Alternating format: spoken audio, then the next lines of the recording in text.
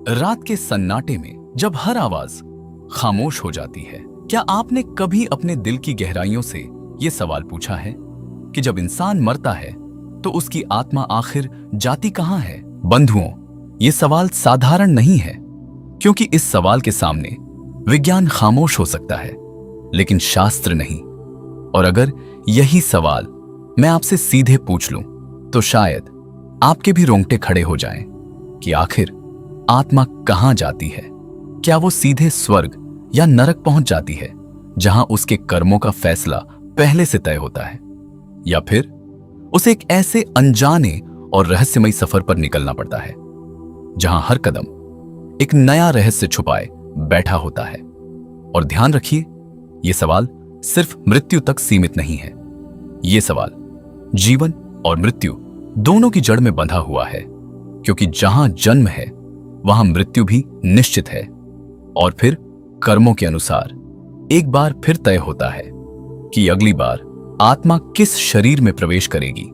इसलिए सावधान रहिए। इस सवाल को सिर्फ एक कहानी समझने की भूल मत करिए, क्योंकि अगर आपने इस वीडियो को अंत तक देखा तो यकीन मानिए, आप पहले से कई गुना ज्यादा जीवन को समझना सीख जाएंगे। कहा जाता है कि आत्मा का सफर दिखने से कहीं ज्यादा गहरा होता है। मृत्यु के बाद आत्मा तुरंत खत्म नहीं होती, बल्कि वो एक ऐसे रास्ते पर चल पड़ती है जिसे न हम देख सकते हैं न समझ सकते हैं। एक ऐसा सफर जो आंखों से नहीं बल्कि कर्मों से तय होता है। अब सवाल यह है, क्या सच में आत्मा को कई रहस्यमयी लोकों से गुजरना पड़ता है? क्या हर लोक एक परीक्षा है जहां उसके हर कर्म, हर सोच और हर निर्णय को परखा जाता है, जहां कोई छुपाव नहीं होता, कोई बहाना नहीं चलता, सिर्फ सत्य होता है? और फिर इस पूरे सफर के अंत में क्या आत्मा को यमलोक ले जाया जाता है, जहां समय रुक सा जाता है और चित्रगुप्त उसके जीवन का हर पन्ना खोलकर एक एक कर्म का हिसाब सामने रख देते हैं, जहां फैसला कोई और नहीं बल्कि उसके अपने कर्म ही सुनाते हैं, जहां चित्रगुप्त उसके हर अच्छे बुरे कर्म का हिसाब खोलते हैं, जहां एक एक पल, एक एक विचार और एक एक निर्णय स्पष्ट होकर सामने आ जाता है। लेकिन रुको, क्या ये सब सच में इतना सरल होता है? ये बातें कहीं ना कहीं आपने भी जरूर सुनी होंगी कि आत्मा यहां जाती है, वहां जाती है, लेकिन क्या आपने कभी इसे सच में गहराई से समझने की कोशिश की है? क्या आपने कभी ठहर कर सोचा है कि शरीर छोड़ने के बाद आत्मा को किन किन लोकों से गुजरना पड़ता है, वहां उसे कौन कौन सी चुनौतियों का सामना करना पड़ता है, और वो रहस्यमयी स्थान आखिर कैसे होते हैं? क्या वो हमारी कल्पनाओं जैसे हैं, या फिर सपनों की तरह धुंधले, या फिल्मों की तरह स्पष्ट? शायद आपने कभी इस तरह से सोचा नहीं होगा। हम जी तो रहे हैं, लेकिन क्या ये जीवन सिर्फ एक कहानी है, और क्या हम उस कहानी का एक छोटा सा हिस्सा है? अगर गहराई से देखा जाए तो ये सिर्फ एक कहानी नहीं है, बल्कि एक ऐसा रहस्य है जिसे जानने की जिज्ञासा हर इंसान के भीतर कहीं ना कहीं खामोशी से धड़कती रहती है। लेकिन क्या आपने कभी यह सोचा है कि उस फैसले के बाद आत्मा के साथ आखिर होता क्या है? कहा जाता है यमलोक में जब आत्मा का हिसाब पूरा हो जाता है तो उसकी अगली यात्रा शुरू होती है। लेकिन क्या यह सच है, या फिर यह भी एक ऐसा रहस्य है जिसे हमने सुना तो बहुत है पर समझा कभी नहीं? क्योंकि इस कहानी को हम ऐसे नहीं समझेंगे कि सवाल किया और जवाब मिल गया। हम इसकी जड़ में जाएंगे, हर उस परत को खोलेंगे जहां छुपा है असली सत्य, और मैं इस सफर में आपकी मदद करूंगा उस उत्तर को खोजने में जिसे जानने की जिज्ञासा आपको यहां तक लेकर आई है। तो अगर आप सच में इस रहस्य को समझना चाहते हैं तो इस सफर में साथ दीजिए। एक छोटा सा इनाम, लाइक और सब्सक्राइब, क्योंकि ये सिर्फ वीडियो नहीं, एक खोज है। चलिए शुरू करते हैं। क्या ये सच है, जब आत्मा के कर्म उज्जवल होते हैं तो वो धीरे धीरे ऊपर उठने लगती है, एक ऐसे लोक की ओर जहां शांति है, जहां प्रकाश है?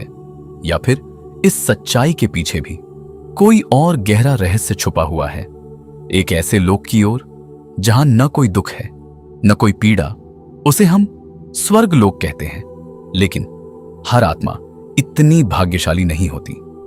कुछ आत्माएं अपने ही कर्मों के बोझ तले दबकर धीरे धीरे नीचे की ओर खिंच जाती है, एक ऐसे स्थान की ओर जहां हर गलती का एहसास सदा बनकर सामने आता है। वो है नरक लोक। लेकिन रहस्य यहीं खत्म नहीं होता, क्योंकि शास्त्र कहते हैं इन दोनों के बीच भी कई ऐसे लोग हैं जहां आत्मा अपने कर्मों के अनुसार भटकती रहती है। कुछ आत्माएं अपनी अधूरी इच्छाओं में बंधकर प्रेत लोक में रुक जाती हैं और कुछ समय के साथ फिर से जन्म लेने के लिए तैयार हो जाती हैं। यानी मृत्यु अंत नहीं है, बल्कि एक नए चक्र की शुरुआत है। एक ऐसा चक्र जहां हर जन्म, हर कर्म और हर फैसला हमारी अगली यात्रा को तय करता है। तो अब सवाल यह है, क्या हम सच में अपने कर्मों को समझते हैं या फिर अनजाने में ही हम अपनी अगली दुनिया तय कर रहे हैं? और शायद अब आपके मन में यह सवाल भी जरूर आया होगा कि आखिर सृष्टि में कितने प्रकार के लोक हैं और कौन सी आत्मा किस लोक में जाती है, कहा जाता है। यह सृष्टि सिर्फ वही नहीं है जो हम अपनी आंखों से देख पाते हैं। इसके परे भी एक पूरा ब्रह्मांड है जहां 14 लोकों का वर्णन मिलता है। 7 ऊपर के लोक और 7 नीचे के लोक। ऊपर के लोक जहां प्रकाश, ज्ञान और शांति का वास होता है। भूलोक, भुवरलोक, स्वर्गलोक, महरलोक, जनलोक, तपलोक और सत्यलोक, ये वो स्थान हैं जहां आत्माएं अपने पुण्य और आध्यात्मिक उन्नति के आधार पर पहुंचती हैं। और फिर नीचे के लोक अतल, वितल, सुतल, तलातल, महातल, रसातल और पाताल, ये वो जगहें हैं जहां आत्मा अपने कर्मों के बोझ को महसूस करती है, जहां हर गलती एक अनुभव बनकर सामने आती है। लेकिन सबसे गहरा रहस्य यह है कि आत्मा कहीं भेजी नहीं जाती, वो खुद ही अपने कर्मों की ऊर्जा से खिंचती चली जाती है। जैसे पानी हमेशा नीचे की ओर बहता है, वैसे ही आत्मा अपने कर्मों की दिशा में बहती है। अगर कर्म शुद्ध हैं तो रास्ता ऊपर की ओर खुलता है, और अगर कर्म बोझ बन जाते हैं तो आत्मा नीचे की ओर खिंच जाती है। यही इस सृष्टि का नियम है, और शायद यही जीवन का सबसे बड़ा सत्य भी, कि हम हर पल अपने अगले लोक का निर्माण कर रहे हैं। अब सवाल यह नहीं है कि मृत्यु के बाद हम कहां जाएंगे, सवाल यह है कि हम आज अपने कर्मों से किस दिशा की ओर बढ़ रहे हैं, क्योंकि अंत में मंजिल वही मिलती है जिसकी ओर हमने अपनी पूरी जिंदगी कदम बढ़ाए होते हैं। ये सब जानने के बाद अब एक सवाल और भी गहरा हो जाता है कि आखिर कौन सी आत्माएं किस लोक में जाती हैं? क्या ये सब पहले से तय होता है या फिर हर आत्मा अपनी मंजिल खुद चुनती है? कहा जाता है आत्मा सिर्फ शरीर छोड़ती है, अपने कर्म, अपनी इच्छाएं और अपनी आदतें नहीं।